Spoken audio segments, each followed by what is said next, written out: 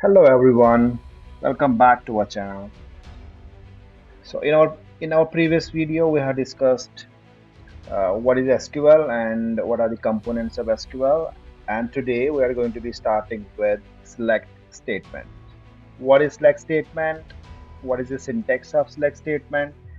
And in this lecture we'll talk about just individual select statement, and then later on in our upcoming videos we'll be using this statement with multiple statements to make the SQL queries complex. Okay, so let's talk about select statement first of all. Select statement is actually used to retrieve or fetch the information from a database. ठीक है, select statement से हम database में जो भी information होती है हम सिलेक्ट स्टेटमेंट के थ्रू उनको रिट्रीव कर सकते हैं। सो इसको हम कह सकते हैं कि डेटा क्वेरी लैंग्वेज का एक पार्ट है, एक कमांड है। ठीक है, और इसकी सिंटैक्स अगर हम बात करेंगे तो इस तरह की होती है। ठीक है, select column name from table name. ठीक है, ये डेटाबेस है, और डेटाबेस में हमने यहाँ पे एग्जाम्पल के तौर पे तीन टेबल्स हमने इंसर्ट करे हैं, table 1, table number 2 and table number 3। ठीक है, तो ये सिलेक्ट की एक बेसिक कमांड है। अगर हम ऐसे टाइप करेंगे select C1, this is the column name, this is the first column name from table number 1, तो ये रिट्रीव करेगा जितने भी इस C1 में जो भी रोज में जो डेटा एंटर हुआ है, तो ये वो वहां से रिट्रीव करेगा। जैसे अगर हम select C1 from table 1 statement लिखेंगे तो इसमें से रिट्रीव हो जाएगा एक्स वाई एंड जी। वैसे ही अगर हम select C1 C2 from table number 1 डालेंगे तो वहां से निकलेगा हमें एक्स वाई जी 23, 18 एंड 46। आपको आउटपुट में मिलेगा C1 C2, और उसके नीचे जो डेटा है वो आपको वहां पे आउटपुट पे मिल जाएगा। अगर हम एस्ट्रिक्स लगा देंगे सिलेक्ट स्टार फ्रॉम टेबल 1, इसका मतलब जितनी भी इंफॉर्मेशन है टेबल में वो सारी आपको मिल जाएगी आउटपुट में। जैसे हमने इसमें तीन कॉलम्स डाले हैं और तीन कॉलम्स के नीचे हमने रोज में डेटा डाला है, तो ये सारी इंफॉर्मेशन आपको आउटपुट एज एन आउटपुट मिल जाएगी।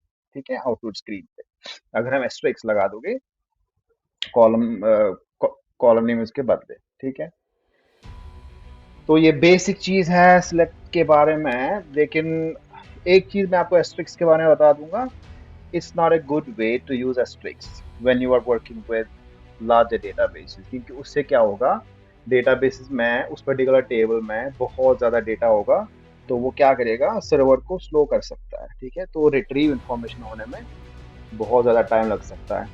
That's why it's recommended to use the column name instead of using asterisks. ठीक है, तो अब हम बात करेंगे डेटाबेस मैनेजमेंट सिस्टम्स के बारे में। 5-6 डेटाबेस सिस्टम्स अवेलेबल अभी मार्केट में। एक है MySQL, दूसरा है Oracle Database Management System, MS SQL Server, MariaDB and PostgreSQL. So that's the one we'll be using. Okay.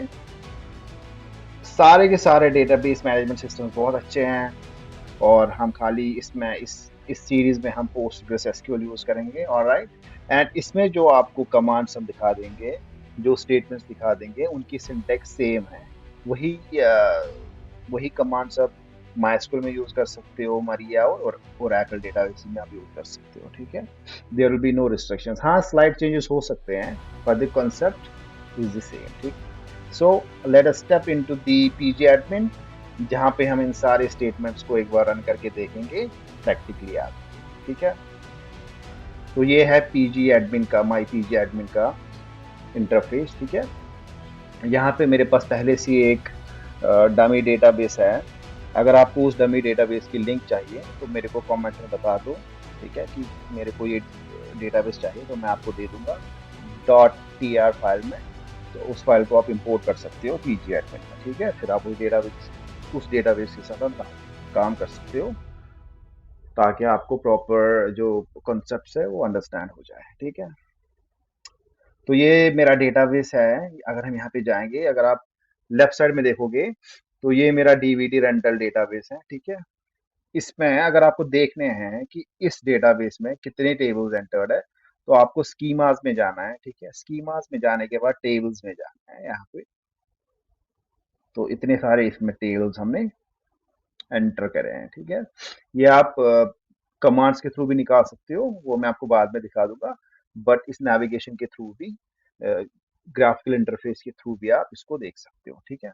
अभी हम बात कर रहे हैं सिलेक्ट कमांड की, तो हम ऐसे ऐसे रिट्रीव करेंगे, let's say select star from, let's say address table. Address पहले से ही यहाँ पे हमें एक टेबल डाल रखा है, वो इसको स्टेटमेंट को क्लोज कर लेंगे, वो रन कर लेंगे। ये देखो यहाँ पे इंफॉर्मेशन फेच हुई है, ठीक है।